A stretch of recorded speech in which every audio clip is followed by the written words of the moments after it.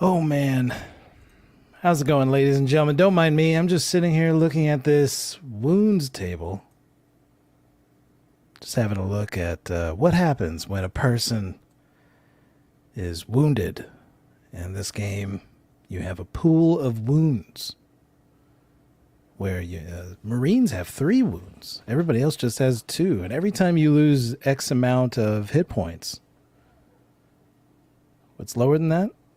What's 3? What is my players androids are also have protesting. 3. Oh yeah, I'm just saying Android's got 3 too. Yeah. Oh, Teamsters and androids aren't scientists, you can people, only so have no 2. one cares. Right? How dare you? Anyways, every time you lose X amount of hit points, you end up gaining a wound. I was just kind of catching myself up on what kind of wounds a person could get. For example, with gore and severity, you could get a digit mangled. Don't want your mangled digits happening like that. Or you roll a 3, get your eyes gouged out. That's hot. Final wound. No surprises here. You have died. You have died. Let's see what a 7 is. It's you have died. 8, 9. You've died. Actually, there are some surprises because I thought that the final wound you just were automatically dead, and look at that. There's a chance to survive. There is a chance. Death in 1d5 rounds. Yes. I do like comatose, which means you're not coming back. You're just not dead. You're a vegetable. Yeah. Any damage will kill. I don't know why I was looking at this. Just interested, I guess. About to start this game of Mothership. Hey, what's going on, everybody? I'm Jay. I don't think I introduced myself yet. I'm Jay. This is Out of Depth Plays Analysis Complete, a Mothership RPG actual play podcast. All of that just means that we are playing a game, a science fiction horror game called Mothership. And we're improvising the story the best we can. This is episode 10, and we're only doing 12 of these. So if you are on YouTube and you open this video up, turn back. Just go back to episode 1, and you can learn about all the crazy shit my characters have gone up to. This is the raw recording for our podcast. You can listen to the edited down version. There are links in the deep down below. But I don't think we can wait any longer. We've got to get into this. Last session, we ended in another pickle. It's crazy how you guys get into these things. I just don't know. We get into them? Yeah, you guys just kind of get into these, you have your antics, zany antics you get into. You don't make pickles for us to fall into? Ever? Are you accusing me of making pickles? We would have loved to just live peacefully on this planet. Yeah. Or Would our return listeners home to have enjoyed this? I don't know. True. I don't know. Last session, what was last session? Last session we had an intense, I was thinking of session 8 was just dropped on on podcast where Rook died. Spoilers. And then I already told them go back. I already told them go back. If they're still here, Rook's dead. And it turns out they're all clones. That's the big mystery of the game.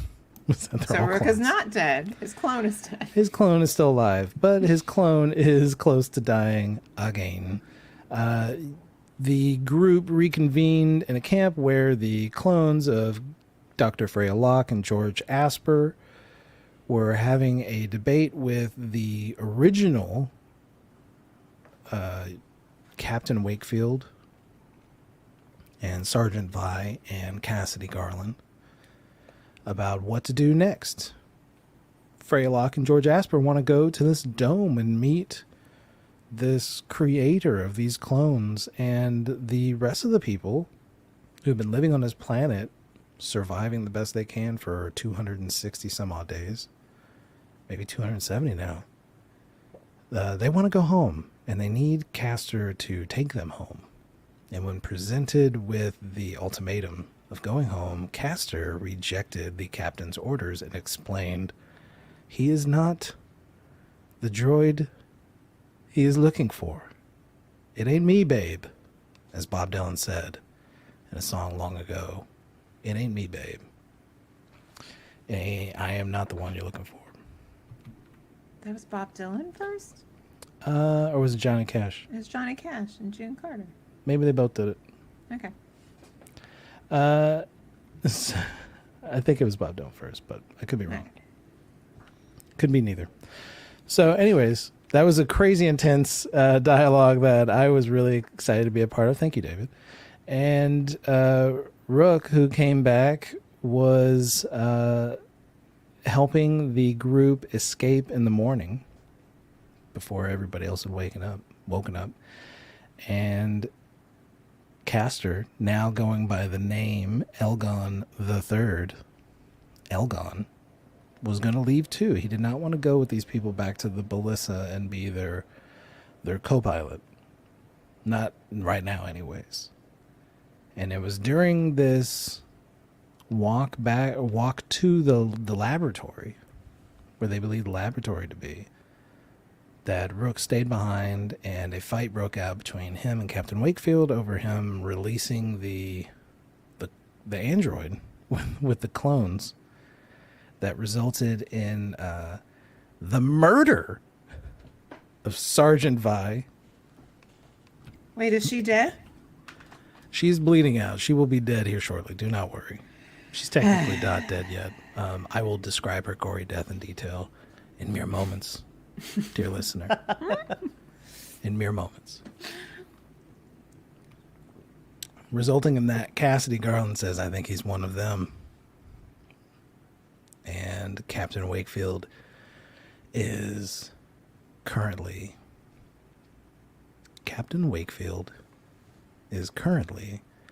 strangling Rook to death with the rifle that he killed the clone Rook with.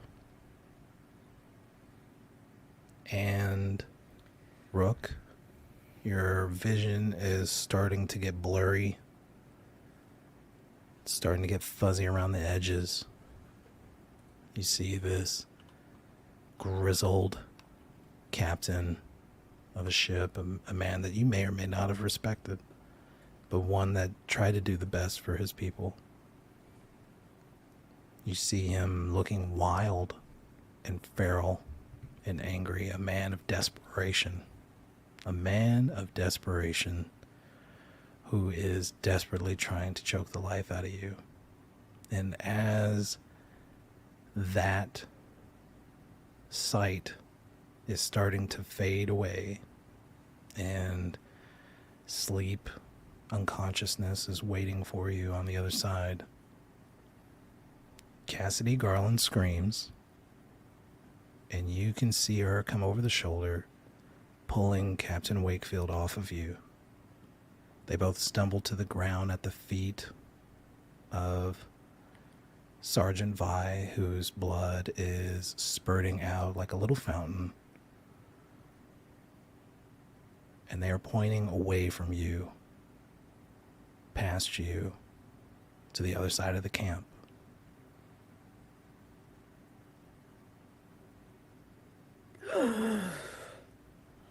Rook is gonna take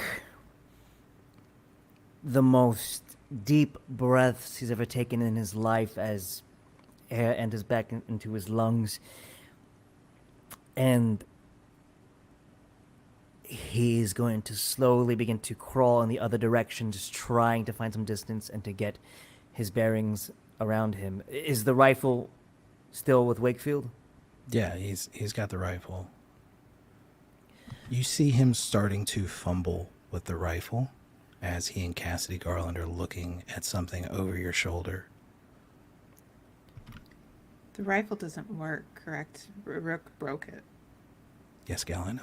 Okay, I'm just making. I'll I'm get to just that in just a I'm second. just You're making jumping a- ahead. I would You're like to telling the think. story. I would like to think that Rook doesn't have the sort of advantageous position that he would like.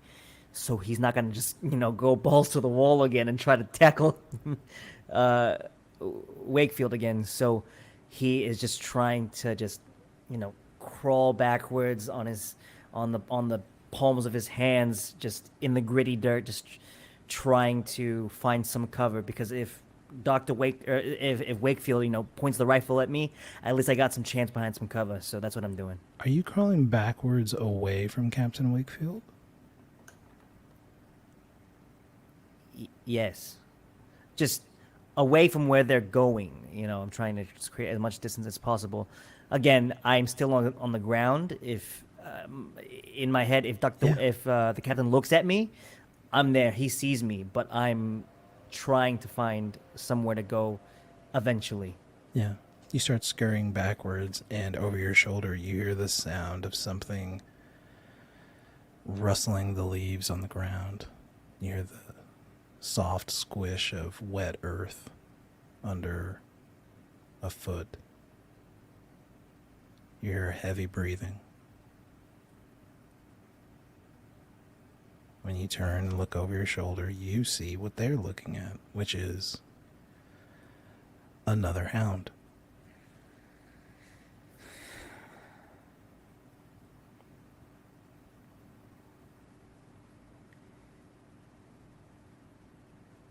While this is happening, Dr. Freya Locke and Castor, here to be referred to as Elgon the Third, or Elgon to his friends, are running back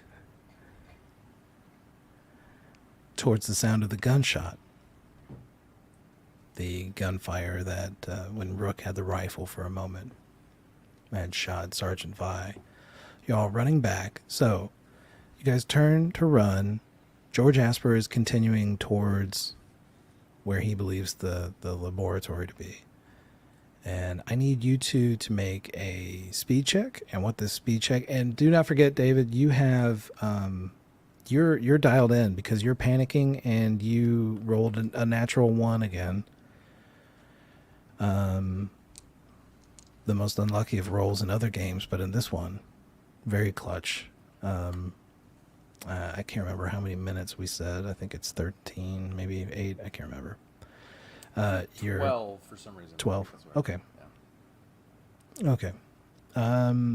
You are locked in, and you have advantages on all your checks for the next 10 minutes or so, 12. So I need a speed check. The speed check is going to determine whether or not, because you guys were walking for about 2 minutes, and you were trying to do so rather slowly and delicately to avoid any type of detection. So you're not that far away, but this speed check is going to determine whether or not you show up at the moment that I have just described, or if you show up around later. And that could be a very big difference. Have we seen the dog yet as well? No, you guys are a minute and a half walk away, so you guys are going to have to hoof it back. I know that These turned... mounds of roots block a lot of the way, so you're kind of weaving through this maze of cypress tree roots. I'm going to say to Dr. Locke, he may kill you if you go back. Go with Dr. Asper. It's me that they want. I throw him my last stim pack. You throw me? Yeah. Oh. Yeah. Add that to the list of stuff you're carrying. Yep. I will catch it in some confusion. Somebody got shot. Yeah. Okay. So, Dr. Locke, you're going to continue in the Turn. direction that George Asper is going? Is that correct, Gail? Oh. Yeah. I understand. I throw him the stim pack and I turn around. I don't know why I didn't piece that together until Yeah. I was like, okay. I don't want both of us to go, really, is what it comes down to. Yeah. All right. But he's faster than me because I failed my speed roll. Elgon, let's get that speed check, and it's going to determine whether or not you get there this round or next one. He is going to turn back as he runs and say, if I never see you again, Dr. Locke, thank you for everything. And that's a 73 is the first roll. And a 53 is the second. That is a failure. All right, taking out the stress as you're trying to run. Yep. We're going to get another round without you, but you'll get there the next time. Rook, you are between this creature that you have faced before. You know what it can do. Do I, though? Oh, no, you don't. No, you don't. You're right. Yeah, so this is You've my never first seen time this. seeing it. It is your first time seeing it. Thanks for reminding me. Reedon, could you make a panic check for me? Yeah, sure. This is fucked up. Rook 2nd edition only has 4 stress, so Yeah. That's why I don't feel so bad. yeah, doesn't panic with an 18. Awesome possum. Okay. I mean, you've seen some shit, so this is the least surprising situation you could be in, but unfortunately it is a difficult situation as you were between two people that were trying to kill you and something else that totally has the capacity to kill you. What would you like to do? I'd like to look over to Sergeant Levi's dying Sergeant Levi. How does she look? Super dead. Oh, she's already dead? Yeah. Damn, I wanted the killing blow. Anyway,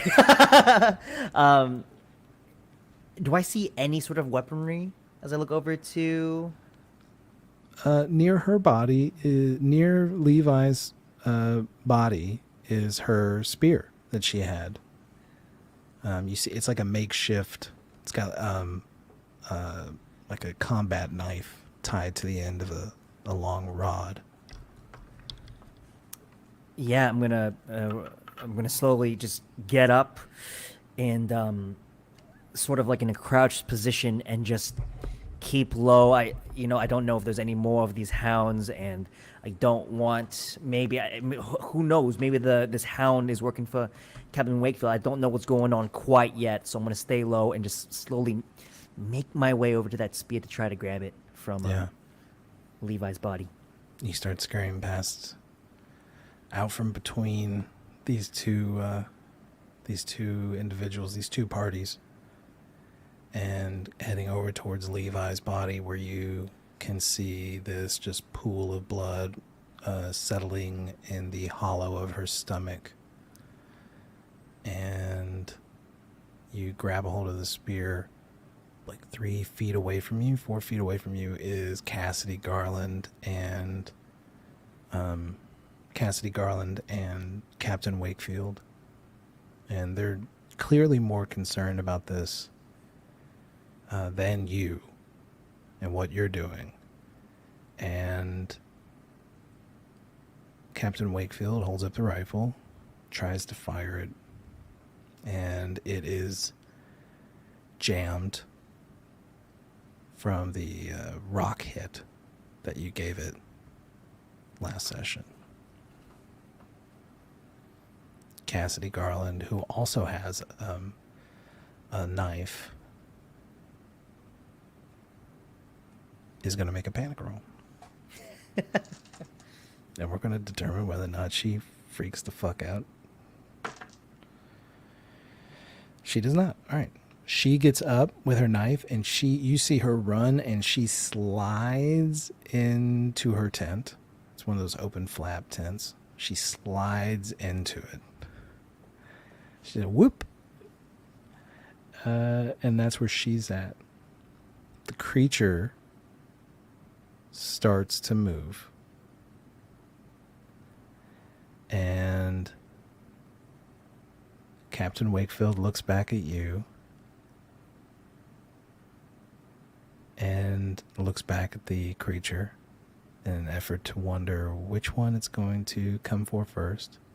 Grabs a hold of the rifle like a baseball bat. He's going to swing this thing at it if it comes at him. And the creature's going to attack Captain Wakefield.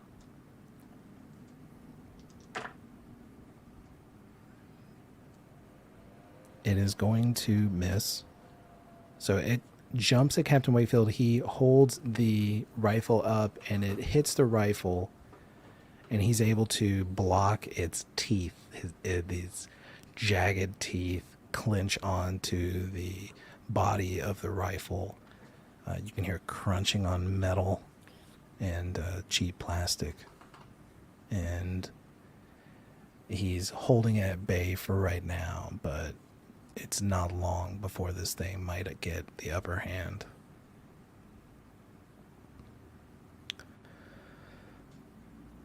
David, Elgon, you arrive and you see Captain Wakefield is underneath a creature, the hound from before that you choked to death at one point. It was asleep, though, when you did it. Yeah, didn't have to make a combat roll in order to do such a thing. And you can see him underneath of it, and you can see Rook to your right, next to the dying body, the dead body of Sergeant Vi, and Rook has picked up her spear that you saw that she had earlier. You don't see Cassidy Garland, though. Elgon, what would you like to do? I am going to try and, full force run and tackle this dog off of Captain Wakefield. Okay. I'd like to argue for this to being an act of strength. Sure. Yeah. I'll give you the strength, and I'll give you advantage because it is trying to kill something. It has no idea you're there yet. Well, I already have advantage, so. Oh my gosh, I'm so sorry. You can't get double advantage. I'll take I'm not going to three give you rolls. any more Sure. favors. Why not? Yeah. Great. And I would imagine it's a big. I'm a pretty heavy thing. I'm Yeah. sure it would do some damage. Yeah, it All would. right, here we go. That's an 85. That's no good. You're rolling real high tonight, Dave. I am. That's a 41. That is still a failure.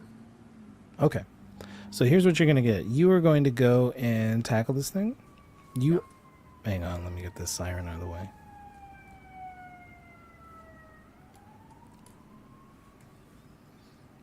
All right. You're going to go and you're going to tackle this thing. You are going to succeed in tackling it. You're not going to do any damage to it. Yeah. Right? So there's no damage. You're just going to get its attention now. You tackle it off of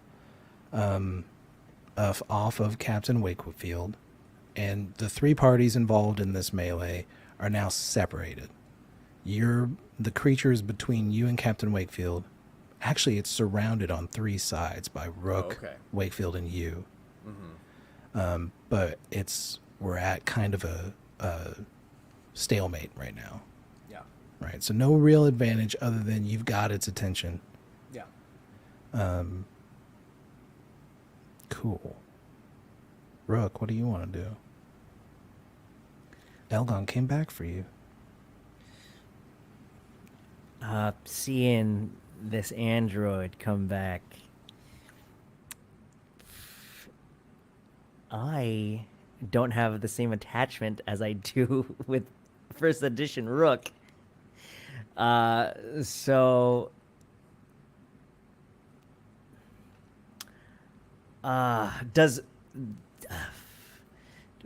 do we know that? Do I know that Rook or that Castor, because Rook knows him as Castor, is not really a fighting android. Right. Okay. You know that it's like a heavy duty lifting android. It helps with construction. And you were around when it helped with the construction of the Haven. Right. So you had a week, 10 days, 11 days with Elgon Castor off the ship, working at the Haven, putting it together. So you have that much relationship with it. I'm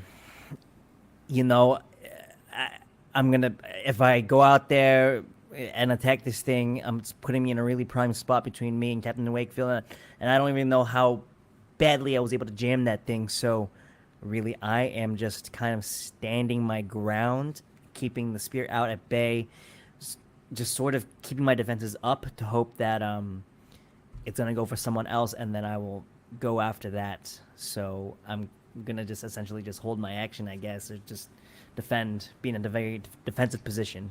Okay. So defensive position. You're waiting to see what it is. You guys kind of have this creature cornered. So I've got you, I've got him. The goddamn rifle is jammed, but he's going to try and hit it with this rifle anyways. And he's going to succeed. He's going to do a little bit of damage. He just bats it on the back of the head, and it turns and looks at him and snarls. It's a terrible growl, and you see its tail come up from behind, and this 6-inch spike emerges from the end of its tail. And when it does that, this is terrifying to look at. You see an arrow sail over Elgon's shoulder. Emerging from the tent is Cassidy Garland. And she just fired an arrow that struck this creature in the back. And it did a little bit more damage. Now it's the creature's turn. It is in between three people. I think the sensible choice is that I roll a d4.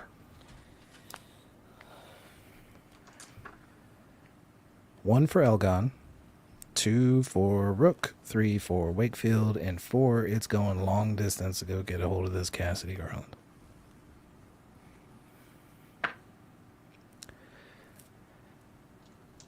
The creature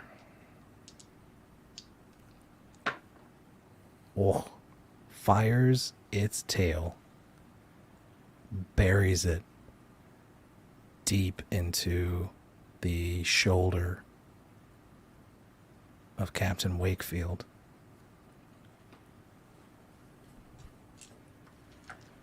You hear him howl in pain. And let me look at this wound table.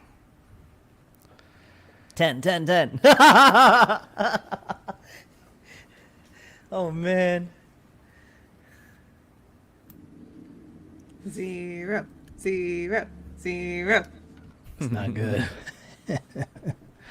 Yeah. We may have gotten... you see the spike come out, and it looks like it's closer to an artery in his throat, near his throat. Was that your aorta? I only know the term aorta because I watched a movie when I was a teenager called Girl Interrupted with Angelina Jolie. And Aorta is the main. She threatened to cut her aorta. You guys remember Angelina Jolie in Girl Interrupted? I didn't watch that I've never movie. seen that movie. I think the jugular, isn't that? Yeah, it's jugular in your neck.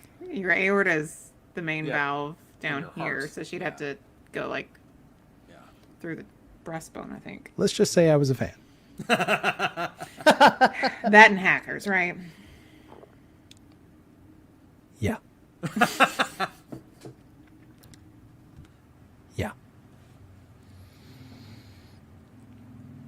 Okay, where was I? Oh, you see blood just spurting out of his neck. Doesn't look good. That's how that goes for Captain Wakefield, and that brings me back to Elgon. Dr. Freya Locke, you are running, trying to find George Asper.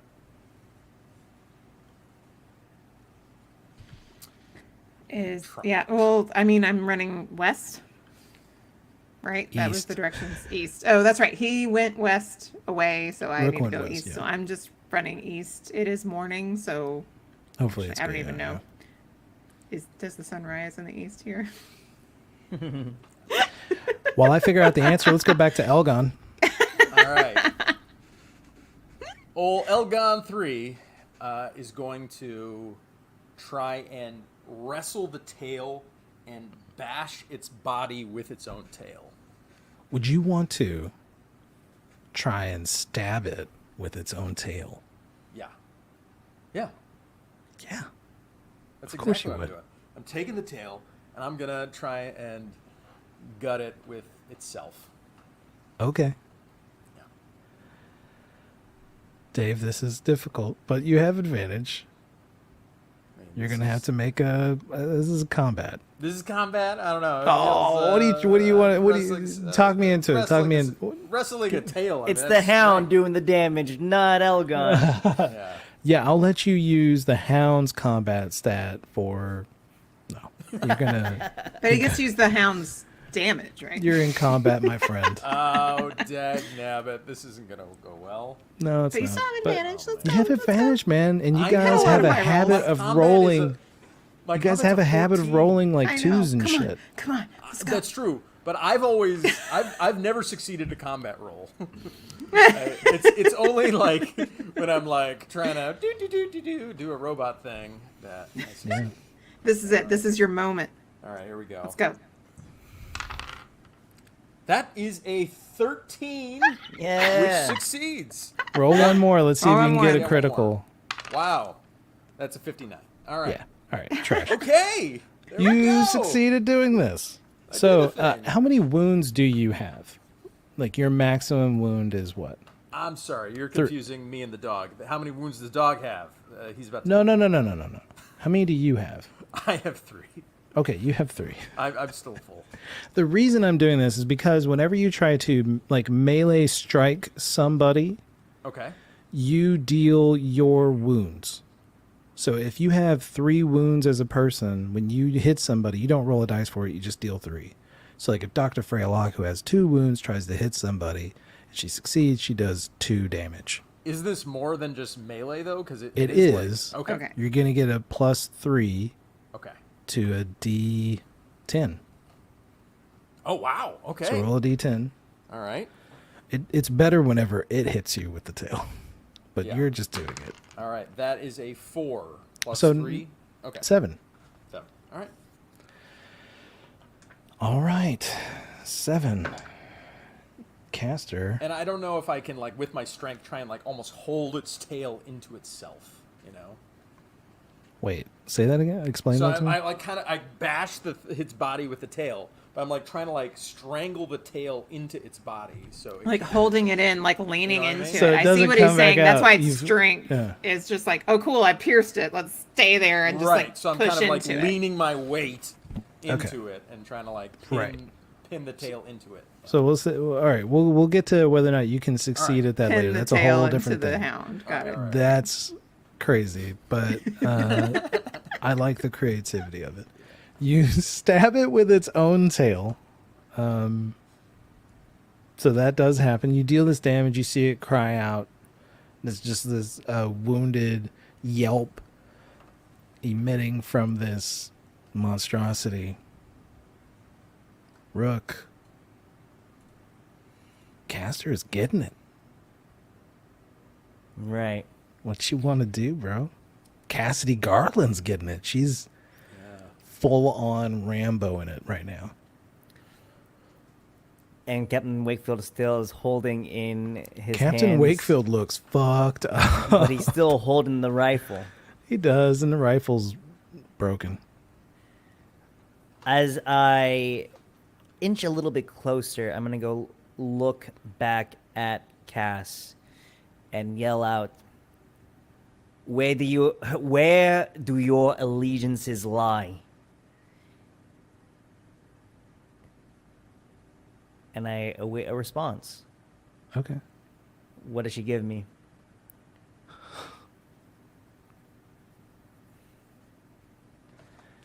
She looks at you, and she says, "With this." She pulls out another arrow. She knocks it into the to the bow, and fires another fucking arrow at this thing. Because she's And- busy taking care of business. Okay. Can I, as I see that happen, I would like to attack the hound, Yeah. if possible. However, as I try to go in for the poke, I want to have Rook be like right behind Captain Wakefield, just so it's like a little bit of like in between. Because if I miss the hound, I might be able to stick something else. Sorry, are you trying to call your miss right now? Are you trying to be No, like, okay, no. hey Jay, I'm gonna try and stab it with this knife, the spear, but if I don't hit it, you know what you can do, right? Are you trying to lead me down a path of killing on accident? No, you it's want me up to to the be complicit in dice. this? It's up to the dice. All right, roll. Would it be 40? My combat plus my military training, not Yeah. hand-to-hand combat. Not hand to hand. Got it. 56 is my gate. Okay. Oh my god, that is a 000. That is a. Is that 100 or is that 0? 0. It's 0. So It's critical the success. most critical success you The can get. greatest of all. The greatest So he of pierces all. through the hound into Captain Wake. Yeah, you skewer them both. And I like to think, I'd like to think as I go for this stab, maybe I jump up into the air and I'm holding it down, and as I come and hit the apex of my jump, I'm gonna come down with the spear. Yeah, and you slam it into this creature that is getting like pinned by its own tail. And in the middle of this moment where this hound, this big dumb creature, is being spiked with its own tail, it realizes, oh, it's retractable, and it retracts that spike out of its own back. And then just when it does that, it eats a spear through the top of its head. It goes down its throat and out its stomach. You've skewered it. You've threaded it like bacon on a skewer, like the chefs do on TV. This thing's dead. Everybody's panting, except for Elgon.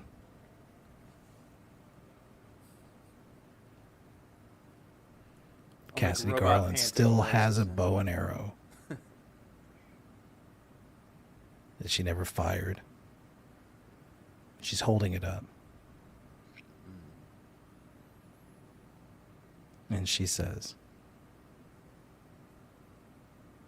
"Where are they?"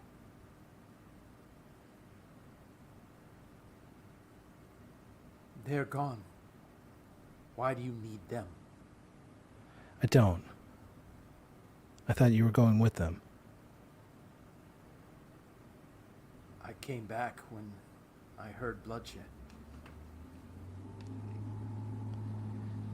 And when you say bloodshed, you all realize Captain Wakefield slumps down onto his knees and he is holding this wound on his throat.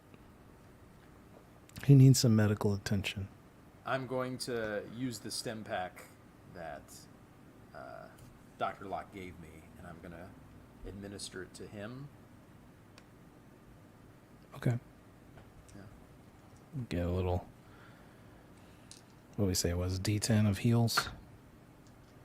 Is it D10 plus anything, or just straight D10? Gail, do you remember? It's some other things. I don't remember. It's a D10 of HP plus something. I don't even. It's stuff. It's stuff, and then there's some other benefits. Yeah. We looked it up one time. I've Yeah. rolled in case, but it's enough. Whatever it is, Gail. If you could keep looking for it, then Okay. I'll continue with the game. You administer the stim pack, and you see him kind of slump back by the body of Sergeant Vi. This wound on his neck needs to be taken care of. But I don't know if Elgon has the capacity to do such a thing. Does he, Elgon? Elgin has the capacity to do whatever the fuck he wants. Word? Wait. Okay. All right. Sorry, Jesus. Yeah. Stimpack, 2d10 Got it. to All right. health, and temporarily increases strength in combat for 2d10 each for 1d10 hours. And then he has to make a body save to make sure he doesn't get addicted. Sure. Yeah, he's good. I like to imagine that if it gives you this adrenaline rush and you have like a bullet wound, it just pumps blood faster. So now it's just That's like what I spraying think stuff. about it, but So, whatever. so the wound is from his throat, though. You said, right? Yeah, it's around his clavicle Okay. area. So yeah, Castor is gonna try and like rip off parts of his clothing to kind of like put pressure on the wound and kind of secure it, and will use any intellect of medical knowledge to just try and administer Okay. some type of bandage to the wound. Make such a roll. An Make an intellect intelligence roll. roll. Okay. Please, sir. All right.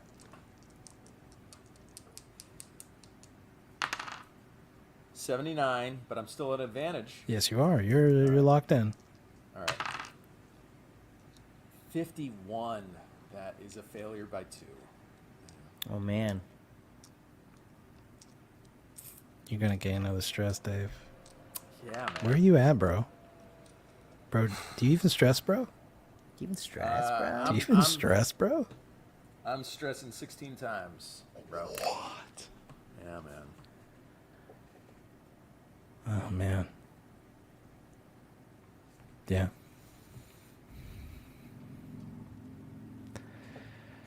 Oof. All right. This advantage is not really working. It's making you want to do more shit. It's like surely I'm gonna start going to success run. Yeah, you're rolling silly high tonight. And yet, you made a combat roll. I did my very first and only combat Yeah. roll of When the it counted. series. When it counted. Okay. So, Rook. Castor is administering some type of first aid to Captain Wakefield. Cassidy Garland still has the bow out. She doesn't trust nothing right now. Knowing that the spear is well embedded into the hound, I am just gonna look at the hound, look at Elgon doing his work, and then slowly raise my eyes towards Cass and just say, I apologize, but I had to do what I had to do.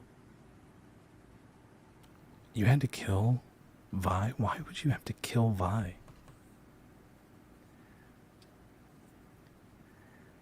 She's gonna follow Wakefield's command. And all of you out here is just... I look over to Elgon. What he's doing right now is more human than anything we've done here on this planet for the past 200 and whatever fucking days. I wish that were true. Alas, I am only doing what I am programmed and required to do.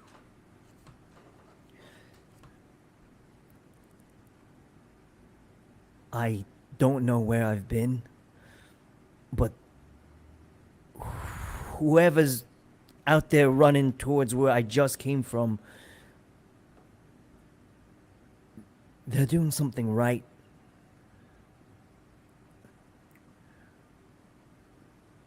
What do you believe is right about what they do?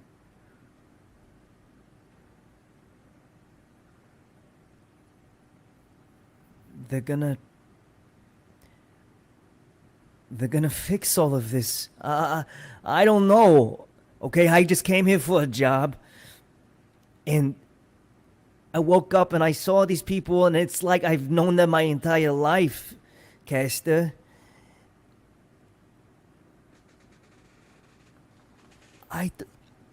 It's like I've lived my entire life here, and those people that are running out towards over there,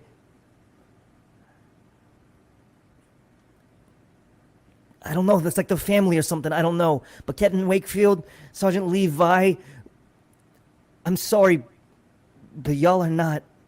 Cass, I don't know about you, but you were different a little bit. I don't know.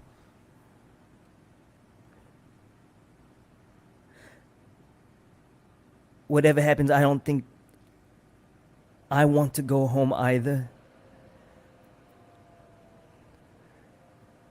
I go back to Earth and I'm gonna be jailed up for, you know, what's the fucking word? For treason? Or for manslaughter? Or for murder? I don't know.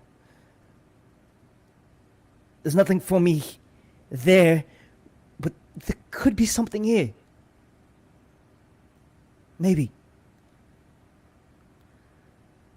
Cassidy lowers her bow and arrow.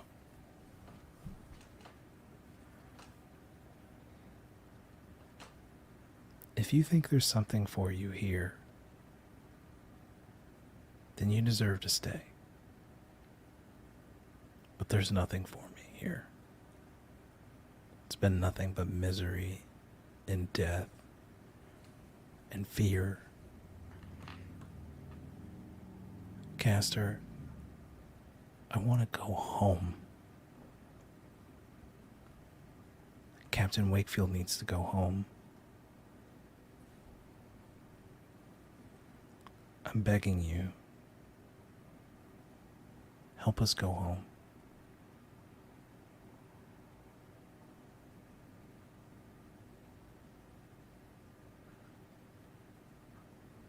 First, I need to attend to the captain. But I will take you to the Ballissa, and we will repair it.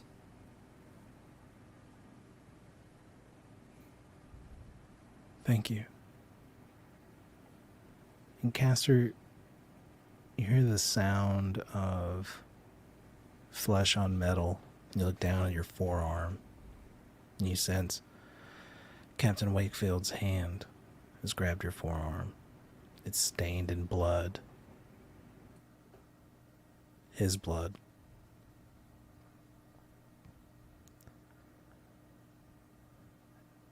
If we can get me back into the biomilk, I can make it home.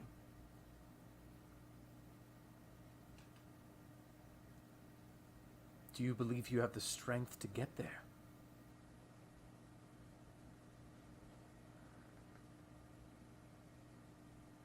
I don't know, old friend.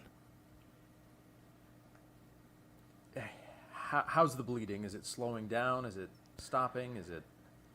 I mean, the bandages is already seeped through. And just to be clear, with Melanie and with Rook, like the wounds healed incredibly quickly, right? Yeah.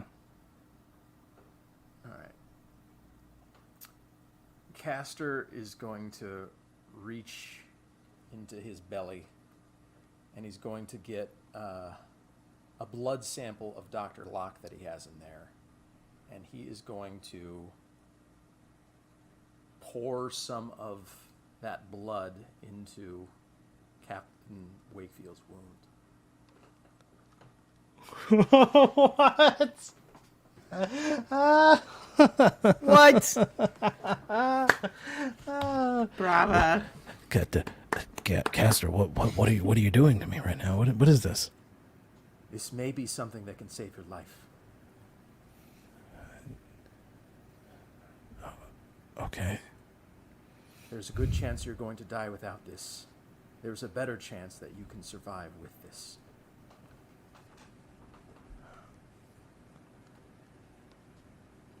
All right.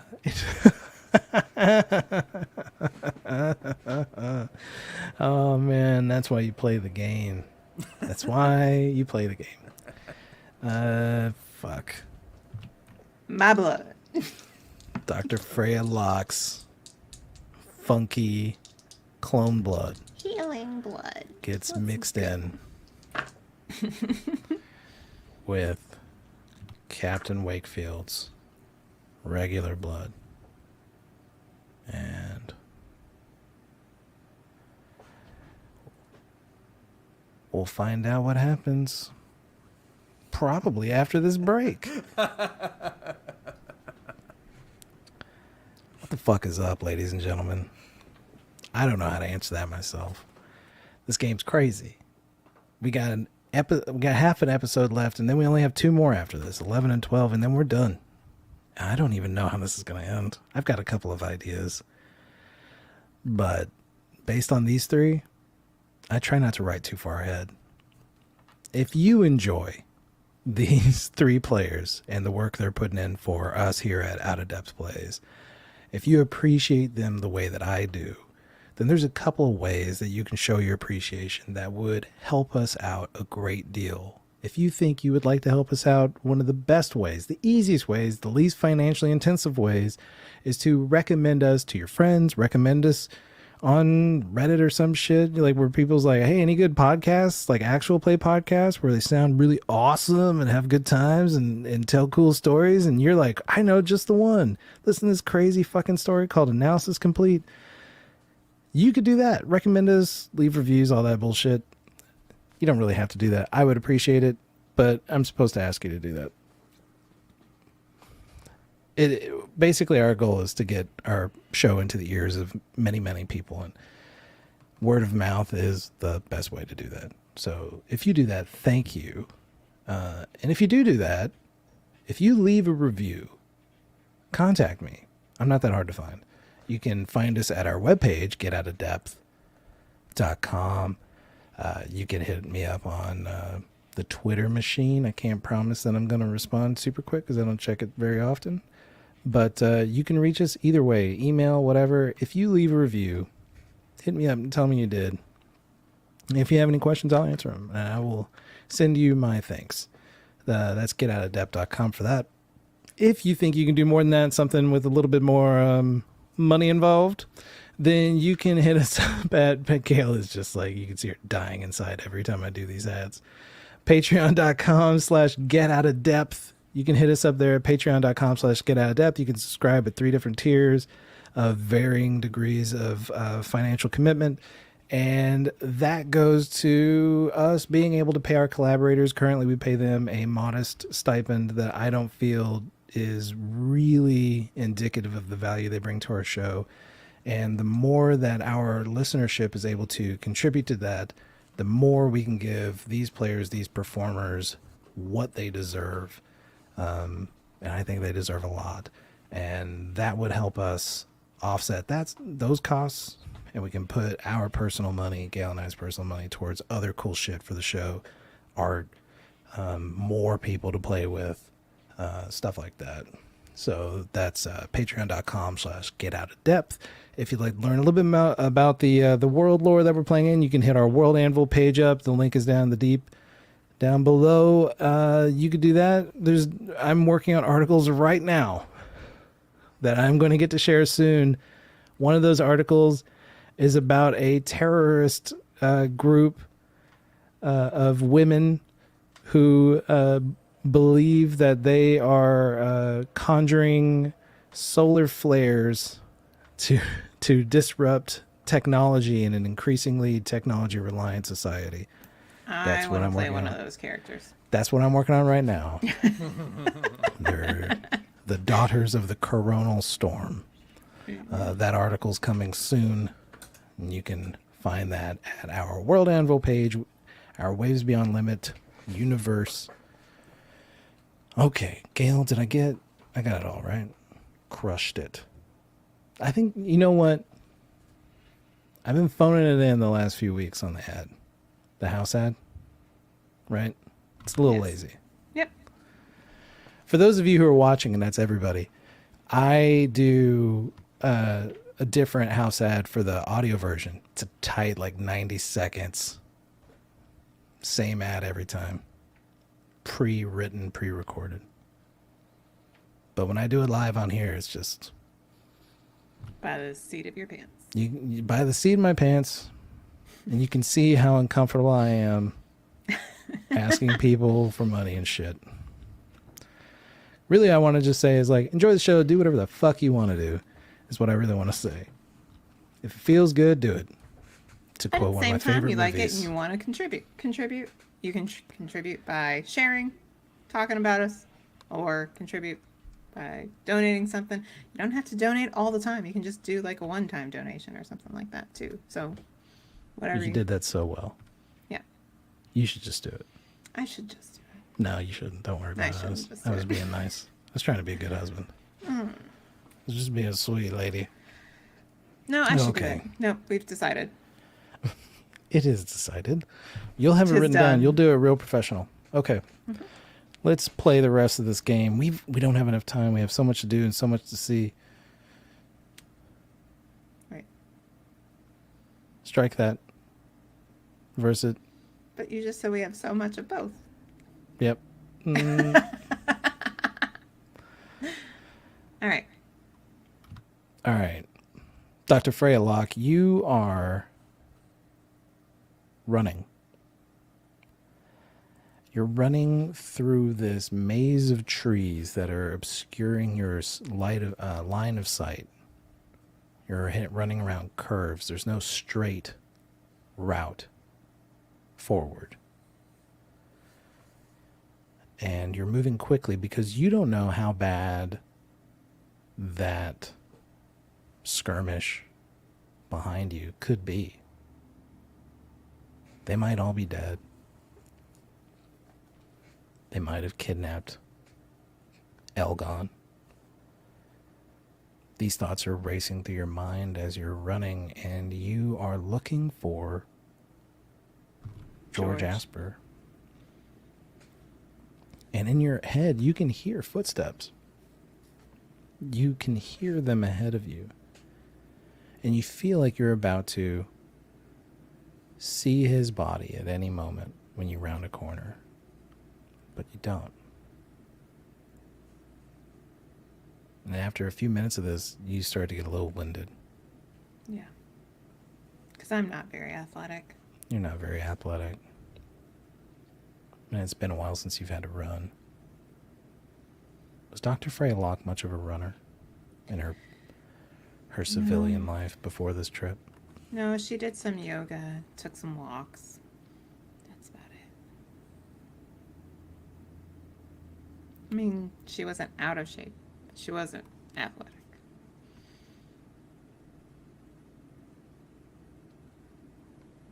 Just as you start to slow down, you start to hear heavy breathing. In front of me? Yeah. Somewhere.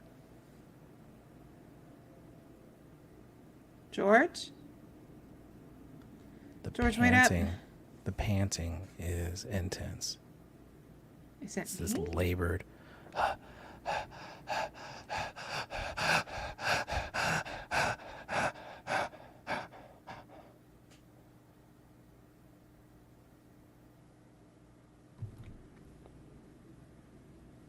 Is it me? Is it echoes? It doesn't... Does it sound like George? It sounds human. It might be George. I'm a little winded, so I'm gonna keep walking. I'm not gonna Yeah. stay stopped. I'm gonna keep just moving forward as I catch my breath and just really look. Kind of zigzagging amongst trees, Yeah. trying to see if I can see him way up ahead. And this sound sounds like you're getting closer to the sound of this panting. I follow it. You're around a corner. And standing very stiff, very rigid, head to the sky, is Dr. George Asper. You can see perspiration covering his face, dripping down the back of his neck.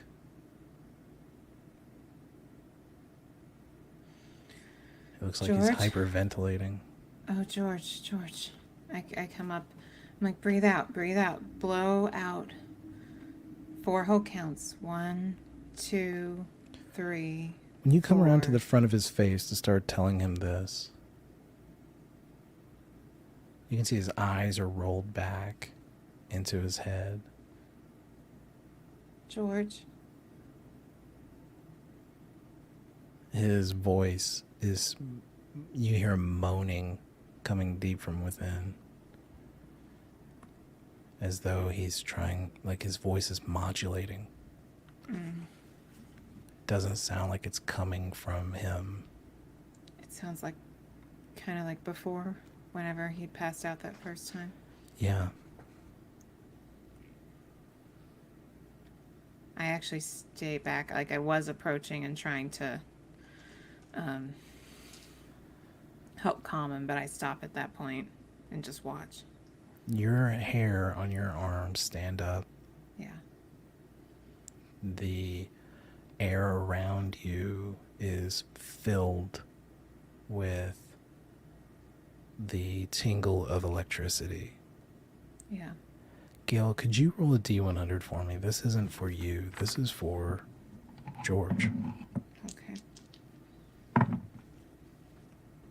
Oh, that's a 73. George. His eyes stay rolled back in his head. And he lowers his chin so that he is looking in your direction, but his eyes are not. It's just the whites. It's just Like the whites Undertaker. of his eyes. Like the Undertaker. Just like your favorite wrestler, Yeah. the Undertaker. He's great. And he reaches out and he grabs a hold of your shoulder. And you feel this electrical charge go through your whole body. And it stiffens you to the spot. Gail. You were suddenly not in the woods. Where am I? You hear your voice echo back to you. Where am I? Even though you didn't say it out loud. Do I see anything? You look around and you see this white light from overhead. It's filling this room. It's turning black walls gray. It's so bright.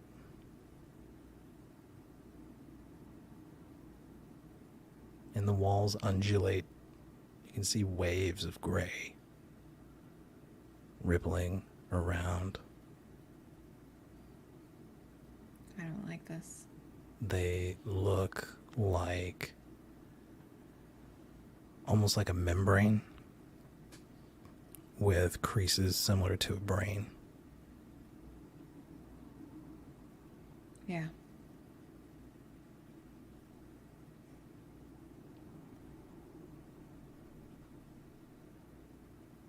Is it like I'm in the walls of the crevices of a brain, or is it just the walls look like gray matter? Gray matter. Is there anyone here? Am I a prisoner? The walls ripple, and you can see stretching the fabric of these walls a hand trying to push through. It's reaching out towards you. I go towards it. You can see that this wall is almost like it's vacuum sealed to the face of what appears to be George Asper, his mouth wide, and this membrane of a wall looks like it's about to go down his throat as it's stretching, and his hands are reaching out. It seems to take a lot of effort for him to do this. He may be suffocating. I take his hand first and just kind of push, like letting him back up, I guess, not pressing into this membrane that's separating us. You're trying. You know say what I that mean? again? Like, you're trying to do what with it? You're I grabbing take hand? his hand, which is pushing through, but is still pressed Yeah. by the membrane. But I kind of take it through the membrane. You're I trying mean, to obviously that's between clutch us. And then I'm pushing to get him to go back, I guess you could say, like holding on to him still, but like, Yeah, he doesn't move back up. backwards at all. Like it's like whatever's behind him is solid. can I break through this membrane then? Like I specifically, like I'm thinking of the membrane if his mouth is open wide. Pop. Yeah. Right. Like trying to like in the yeah, like just a bubble gum or something like yeah, a, exactly. Pop the bubble of the membrane so he can Yeah. breathe. Yeah. You can't, like it stretches to your finger. But you putting your hands on it, you're starting to get these flashes of him calling to you. And you can see him clearly, and it's like he's in a different space.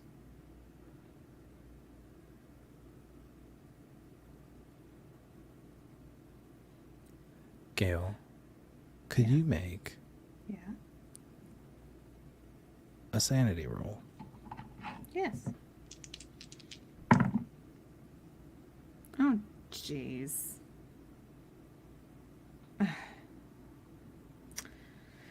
That was a critical failure with a 77. Okay. No one's around. Gail, what's your stress? 14. I need you to make a panic roll. Okay.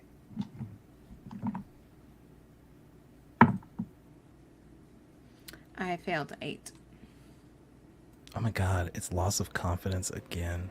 It's the same panic you got last time. So David has rolled a 1 twice, and I've rolled an 8 twice. I was thinking, Yeah, I'm it like, is. I thought it was an 8 last time, but maybe I'm wrong. I have no clue what I'm doing. No clue. Like, I have this stupid membrane. I have no I want you idea to what's look through going your on. skills, Okay. and I want you to find one that gives you a memory of your character. What they were doing when they learned that. Okay. What is it? Exobiology. It's when I was mining asteroids and finding the evidence of bacterium. Yeah. Bacterium corpses. Do you remember that day that you were standing in the lab and you looked down at that petri dish and you could see that there was signs of life on that asteroid? Yeah. How did you feel? Amazing. It was me.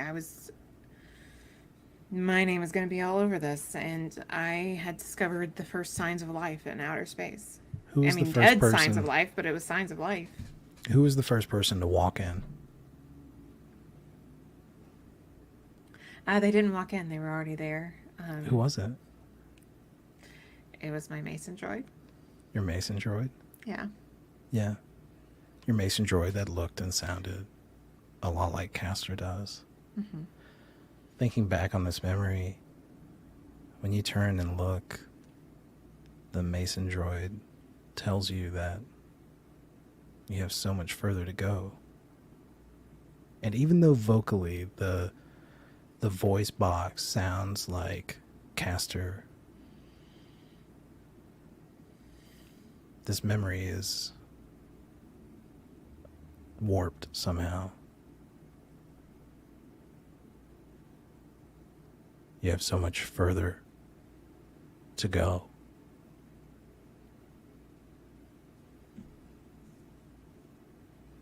This life is no longer your life.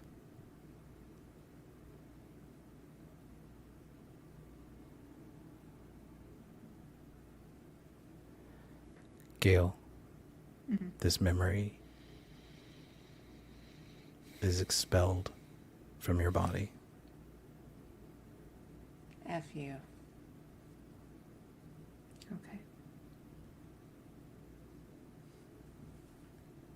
And the pain that you feel of losing this memory, you let out a scream.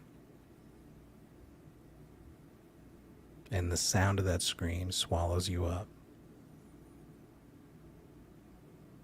And then you feel a hand reach out and grab you. and it pulls you out of this sound and into another gray room, just like the one you were in earlier. But now you're standing with George Asper.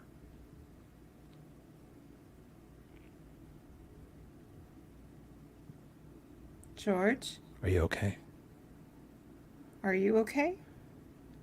He's trying to get to me.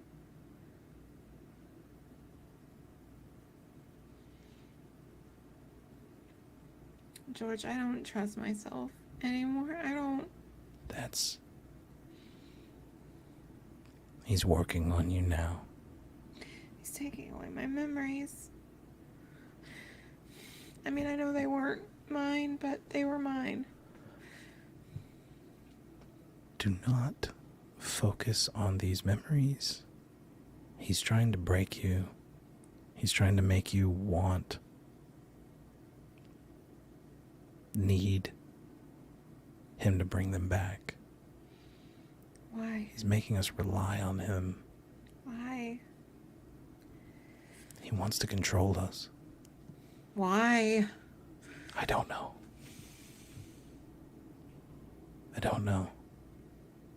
George, I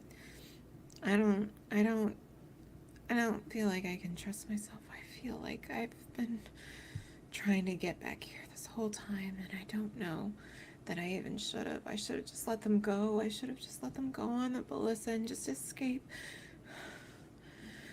They're going to go.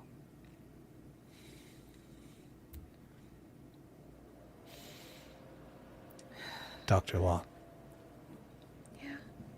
they're going to leave. But I need you to be much stronger than you are now. Who are you, George? Dr. George Asper. But you're more than And now so are you. And he grabs the sides of your head. And you feel this energy pulse through your mind. And you are awakened to a part of you that was lying dormant this entire time. A part that was given to you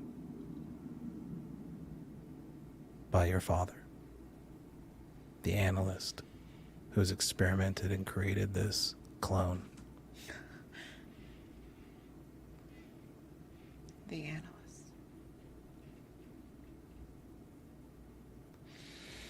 As that's happening,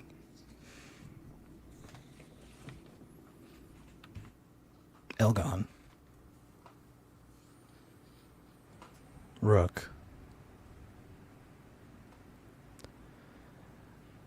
the group that you're in right now, Cassidy Garland, Captain Wakefield, it's obvious they're going to have to head towards the ballista. So, my question to you two, and I'm going to allow you guys to have a moment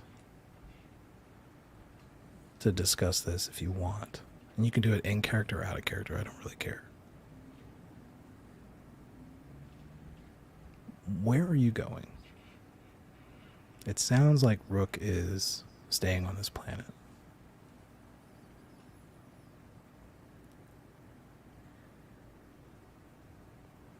Hey,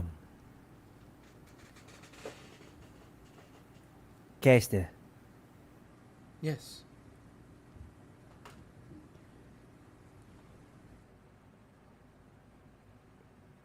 what would the one that you got to know, the version of me that you got to know, what would he do?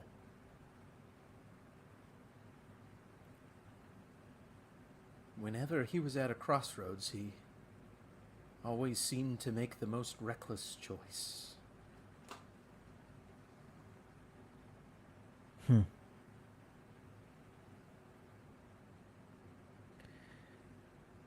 And what do you want to do? Because I've made up my mind, and as I look back towards the other two, these people seem to have made up their mind as well. They need you. And for all I know, for the last version of me, you did your duty to protect him. Maybe he just got himself killed, since he was so reckless. Nothing you can do about that.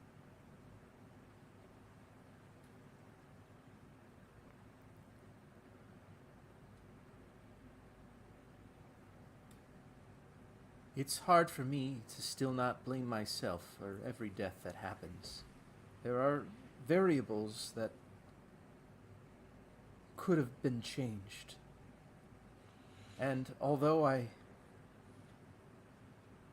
do not possess the knowledge to know what is going to happen, I live with the regret of the things I did not do to help those that I care for.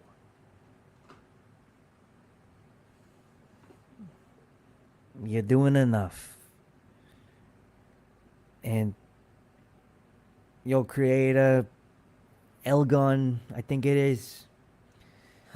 I think the one thing they forgot to account for is that all humans, right from the day that they're born,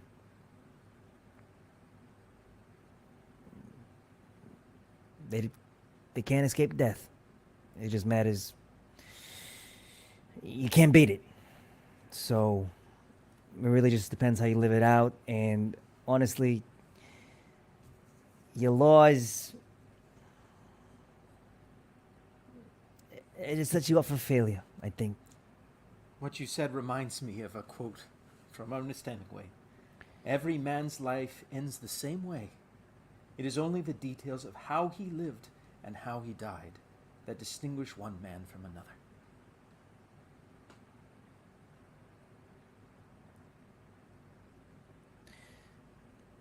All right. Not bad. What do you want to do? It doesn't matter anymore what the Rook I knew would have done. You are Rook. What do you want to do?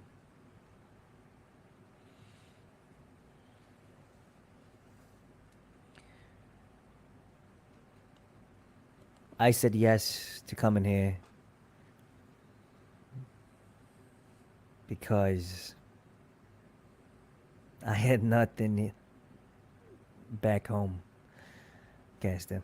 Nothing. I was just drifting, collecting dust. Out here, I can collect dust, but my own way. From what you told me, it seems like you could have had more back home than you did. Why did you never try and find your son?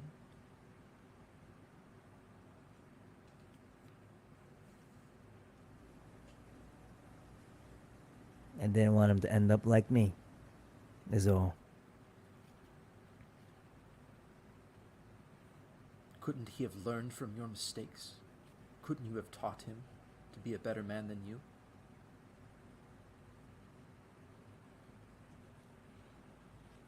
Nah, I don't think so. It's like Darwin or whatever, Charles Darwin.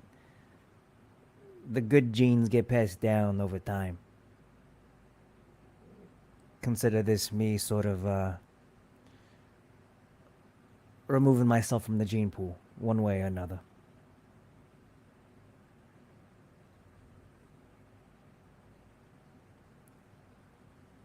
I will never fully understand you. You possess such confidence and such fragility at the same time. I'm not dying anytime soon, Castor. It's not like I'm gonna die tonight. I'm planning to live out the rest of my days. I want the hairs on my ballsack to turn nice and gray on my time here. So that's gonna happen. You got it? I imagine the other Rook expected the same thing, but then he jumped in an ATV with grenades strapped to him. Sounds pretty badass. It was. You, take these people back to the ballista. I know you can do it. You're programmed to. But also, Where? yeah, Where are you going? over yonder. I know where I came from. That way. As I point into the direction that I came from.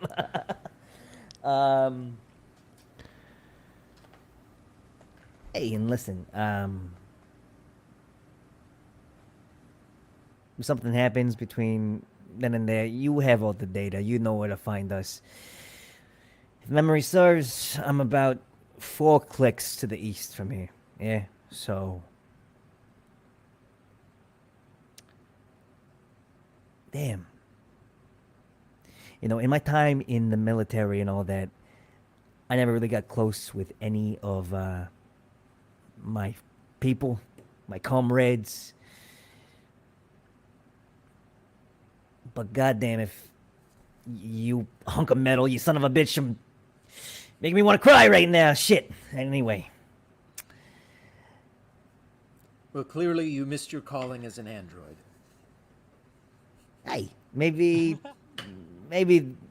other AI makers in the future will model something after me, but I don't want that. We're I losing don't know daylight. if Earth can handle that. I'm losing a little bit of daylight. Let's make this short. And I extend my hand out to shake Elgon's hand. Elgon grabs the hand and instead turns it into a hug. I return the hug.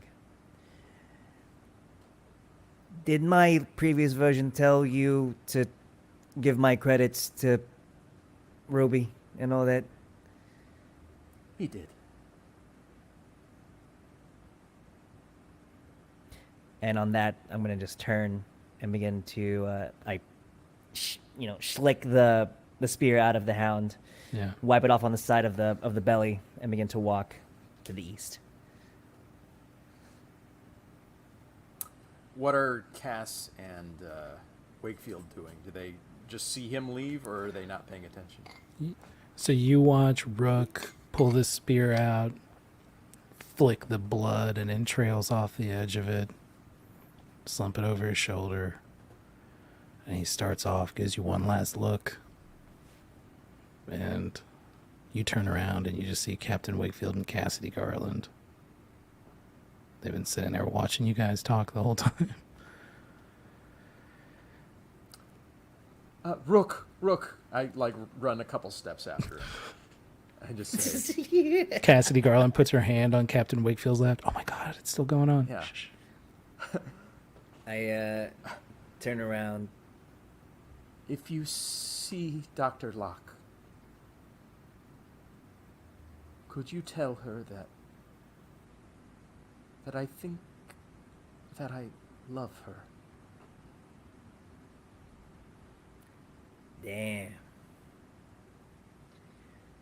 Damn, what the fuck happened damn, that's crazy.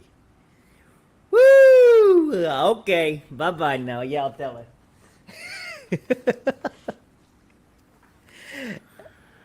Oh man. And I hope then that happens in 2 episodes. Yeah. And then I walk back to Wakefield and Cass. All right. You go back to Wakefield and Cass. It's going to take us a day to get back. I think it is. I can't remember. Is it 2 days?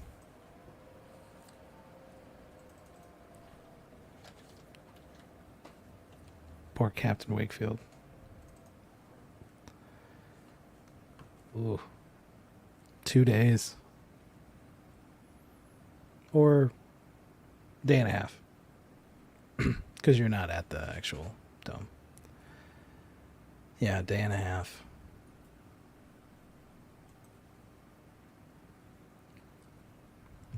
Could use that ATV right about now. Oh yeah. That could Yeah. have been very. Could have used that rifle. Could have used that ATV. Could have used that cache of weapons at the bottom of the parabola. You could go pick that up on your way back.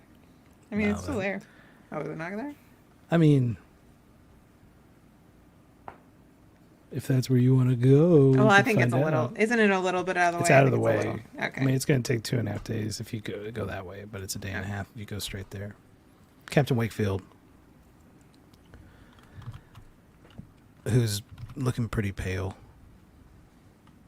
says, "Okay, we need to start going. It is early in the morning." I feel like you should set the pace, Captain. I will be there. They put together a sack, a duffel bag, for you to carry, Castor, that has a tent that they're just going to need for the night. And I guess technically you still have the MREs from the group. So you guys are kind of set for this journey back. Do we have them all? Or I thought Dr. Locke had some of them, didn't she? No? No, I would usually take them from you. Melanie I had think- some. I think we had a Melanie had couple some. on us. Yeah, Melanie had some. So you might 'Cause go I by remember you Melanie. left- Might go by Melanie's body and get her stuff. But I think we did have a couple on us. But I mean, I probably don't have anything on me now. Okay. Yeah.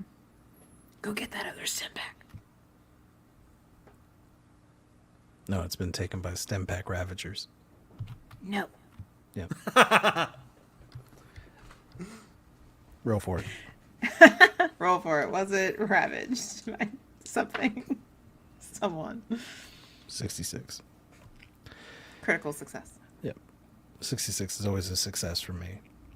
All right, Castor, you and Captain Wakefield and Cassidy Garland, you start to set off to the southwest, back towards the Belissa. Don't we need to go to the Haven first to grab the cell? Oh yeah, you do need to go back to the Haven. Yeah. Man, you got so much shit to do, dude.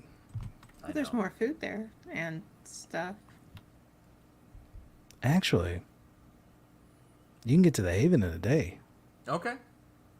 You'll be there There we this go. night. All right. Cool. That works out for me narratively. Yay. All right. So you're going to make it sometime this day.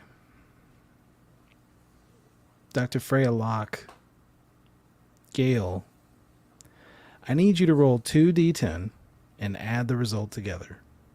So don't roll it like a d100. Roll 2d10 and add the two numbers together for me.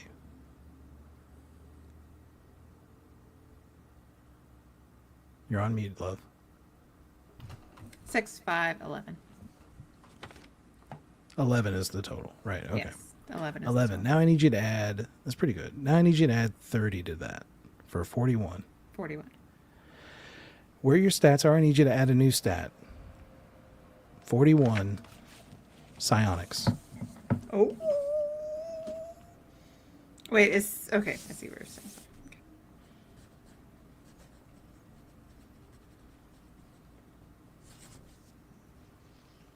Yeah, baby. You are now not human. You are. So Castor doesn't have to save me or he can does kill me because oh. Castor is in love with you. Oh, okay. We just learned this. Yay. But not George. George is not human too, I'm guessing. George is also not human. Okay. You all have psionic powers. Yes. So imagine shit you can do with psionics. And anytime you want to do it, you can roll for it. Okay. However, Oh. when you fail, you still take a stress. And with psionics, depending on how you fail, could result in you having a mental breakdown. So, Make it count. Mental That's like if you're trying to safety. do like something crazy, like control somebody's mind or read their Okay. thoughts. Okay. Can But if I you're trying to do- lift like a Coca-Cola can, Okay. I was gonna say, can I do telekinetics? Okay. if you want to do like regular Jedi shit, you could do that. These aren't the droids you're looking for. Maybe. Can I not like control someone's mind, but influence someone's mind? And it's a little easier. Sure. We'll work it out. We'll probably never do any of this. Yep, I know. I'm I'll just just telling die. you. I'll just die here in like 10 minutes. All right, Yeah. got it. All right. Rook, you start traveling, and you come across George Asper and Dr. Freya Locke.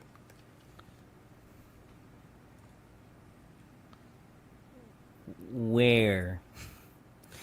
They are eastward. Right.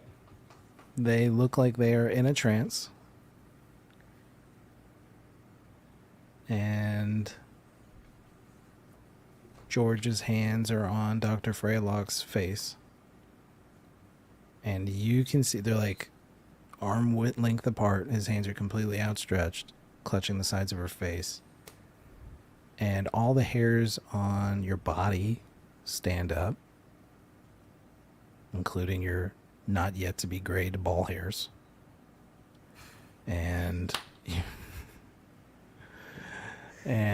you see this incredible pulse of energy explode from their bodies, and they collapse, and it drops you to your ass. You fall down.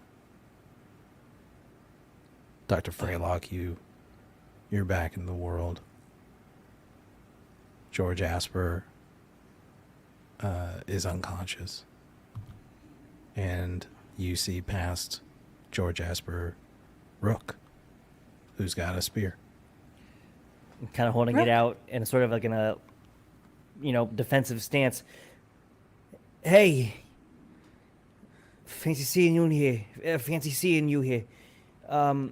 Are you okay? Are you? I thought you were shot. I thought you were. I don't know you were. So you're okay. Is Elgon okay? Yeah. Okay. Is he near? Is He he doesn't with know. He doesn't know Elgon. Oh, sorry. Redacted. Who? Castor? Castor. Is Castor okay? Yeah, though. Okay. Don't worry about that. Okay. Did you do something to George? Dr. Locke, something happened. You two were slow dancing or something, and all of a sudden, the power of love just exploded at you all, and I fell to the ground. It was really crazy. I've just got Care Bear stares in my head, and it's funny. Okay. And Gail, you're reading ahead. Okay. Back to we back to still scene. have quite a way to go to the facility. Can you walk? Yeah. Yeah. And I lean down and start like kind of tapping George's face. George. Huh? George, let's go. And he responds to you in your mind. Can you hear me? I try to respond back in my mind. Yes. And you do. All right, Dr. Asper, come on, let's get you on your feet here. But I put his hand underneath the small of his back, kind of get his upper half up a little bit. He gets up and he looks at you, and he has this kind of knowing smile.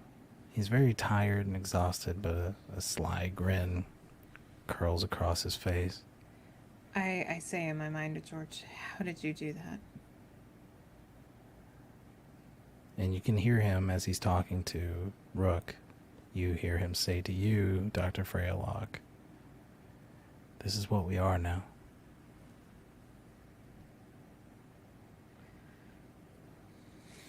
And he looks at Rook. And he says, I suppose you'll be joining us. Yeah, I'm just like, I don't know what you all want to do back there, but I'm taking you over there. That's what I'm here for. There might be more of these like little tiny horses with tails. It's really crazy. I don't know. They might attack one of you, so I'm here for that. So Oh, the Fidos. Yeah. They're not good. Okay. Yeah, George, we should go, and if Rook, if you can. are you sure you are both okay? I know it's hard out. You all probably have some heat stroke or something. I mean, we all probably do, but Rook, Yes. how did you find us? what do you mean? How did you escape? Do you remember how you escaped From here, from from the the lab? facility. I do. Yeah, machinery must have gone faulty or something. Maybe ran out of oil or fluid. I don't know, but one of the arms broke off. The robot was attending to it, and that was my cue to haul ass out of there. And you just were allowed to leave? No. But, I mean, they're probably, reset, they're accounting for the lost product or whatever, and it's not going to really be in attack mode when we get there. I mean, it's just one robot, You are doctors, you're scientists, you know how to just find the power button on the back of the head, just boop. Rook, do you know how you, like, the way you got out, like what you did? Like the route? Yeah.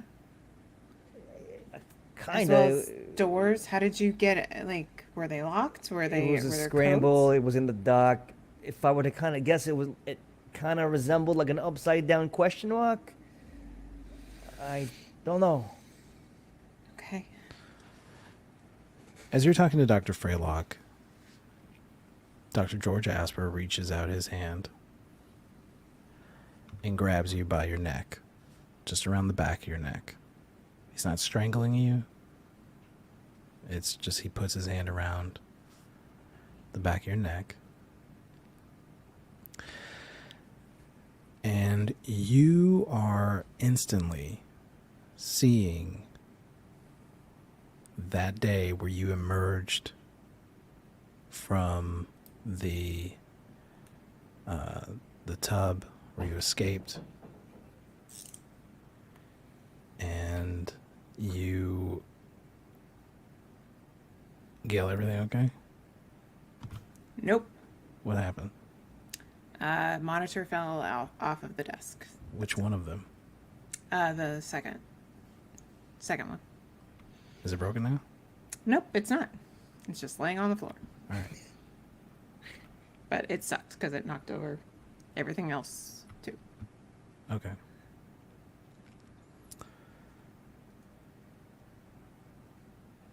Rook, you see that day where you are outside of the lab and you are hearing that vibration of sound that told you to bring me my children. Bring me my children. But this time, George Asper is standing next to you. And he reaches out and he grabs Dr. Freya Locke's hand. And now Dr. Freya Locke is there, and the two of them are with you. Dr. Freya Locke, I need you to make a psionics roll.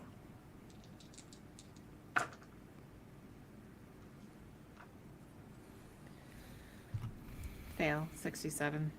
Okay. Rook, I need you to make a sanity check.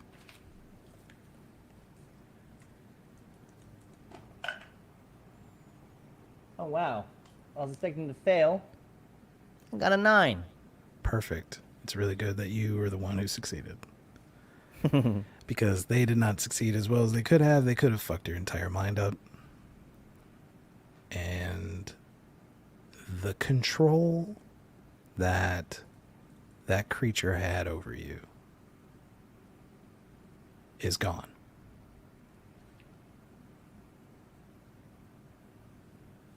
That desire to protect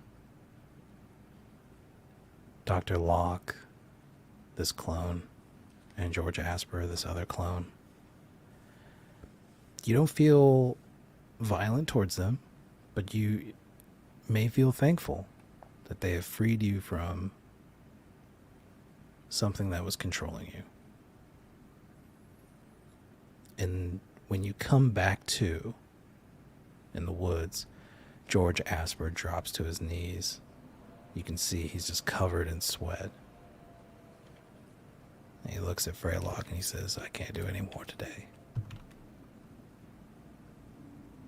I don't even know what we're doing. We're setting him free. I try Who, to me? talk. Yes, Try, you. I try to talk to Rook in his mind. Rook, if you want to go, you should go.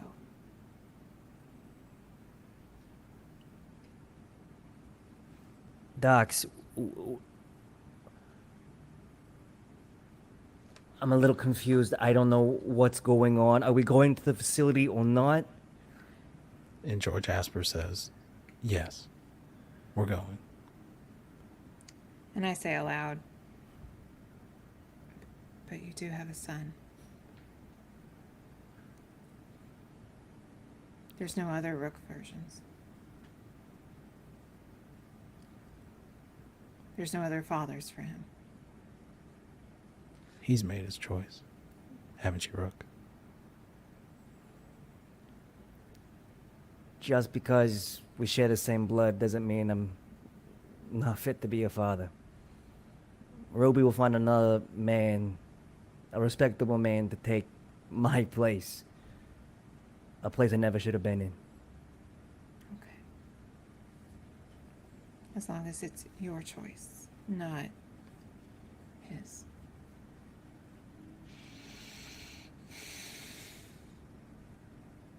Let's take a moment here. Is that okay, Rook? Just so I can gather my strength, and then we are going to go back to this place. You're going to help us set free the real us. George, Freya, Barry, Melanie. They deserve a life. And you can give that to them. Yeah. Rook wipes the sweat off his forehead. There's a slow nod. I'm, yeah. And I'll sit down and rest with the two.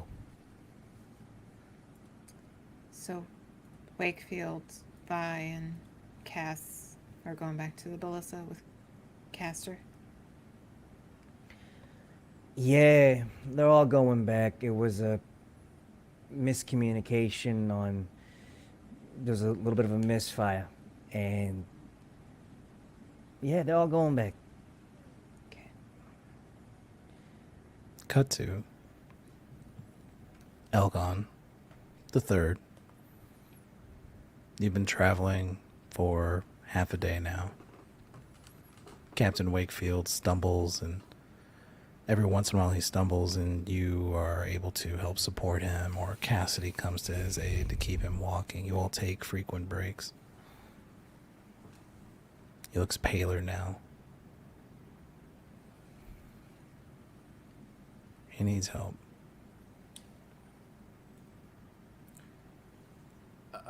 He needs like medical help. He needs help walking. What does he need? medical help, but that's what you're all trying to accomplish. Yeah. So it doesn't seem like what I did with the blood had any effect? We'll find out. Okay.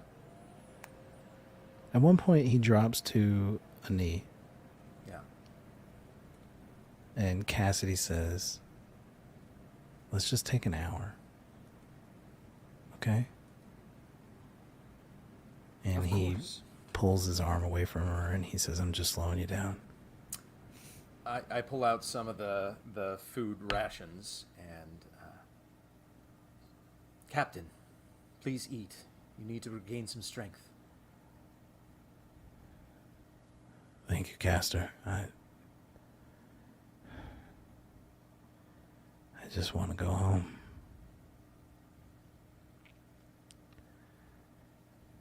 Thank you so much. Of course, Captain. But please, I would appreciate if you would call me Elgon from now on. Castor's a nickname I no longer wish to go by.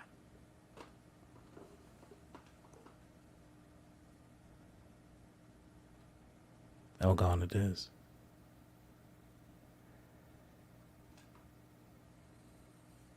And over his shoulder, you see in the sky clouds exploding in bright orange.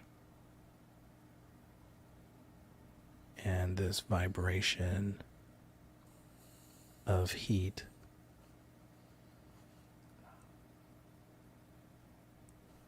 and in the distance, quite far off, you see a ship. A spaceship breaking into the atmosphere. Cassidy, Garland, Captain Wakefield, and you, Elgon, you stare off in disbelief as a ship lands not far away. But Elgon, with your binocular vision, you're able to see quite clearly that this ship belongs to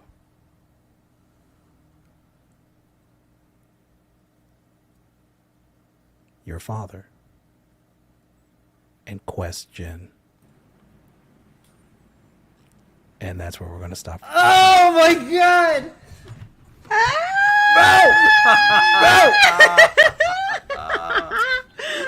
I knew it. I knew it. Man. 2 more episodes. Oh my and, gosh, Jonathan. We're going to heat it up. We're going to heat it up for episode 11, I think. And then, yeah, we'll see how it goes. But I'm very excited about where this is headed. Thank you all so much for tuning in.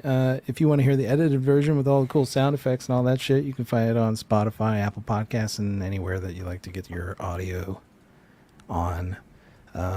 Thank you so much to Reedon. If you want to connect to him, we got his information down below. He's a part of all kinds of streams. He's a man about town, a man about Twitch. And David, Gail, thank you guys so much for playing with me tonight. 2 more to go. Until then, safe travels.